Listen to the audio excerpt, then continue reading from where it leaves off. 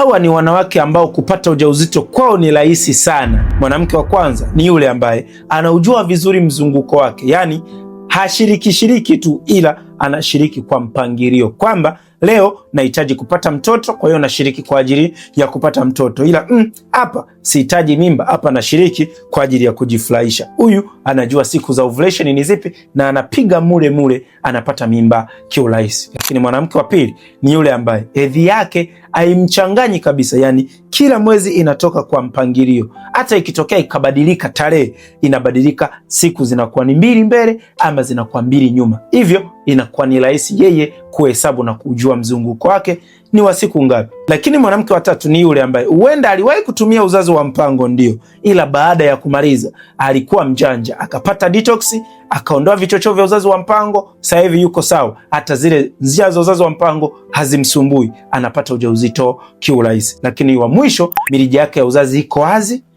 hana uvimbe wa aina yoyote, mji wake wa mimba uko safi, hana maambukizi ya bakteria yoyote, hakuna uchafu unaotoka ukeni, maumbile yake ni makavu vizuri, anaenda kujisafisha salama na hana changamoto ya uzazi, na wakati wa period hapitii maumivu yoyote na damu yake iko clear. Ila kama unajiona uko tofauti ama upo kinyume na haya niliyoyataja, huenda ndio maana mpaka leo haujapata ujauzito, ni kuwasiliana na mimi ili uweze kusaidika na miezi 2 uweze kubeba ujauzito kiurahisi.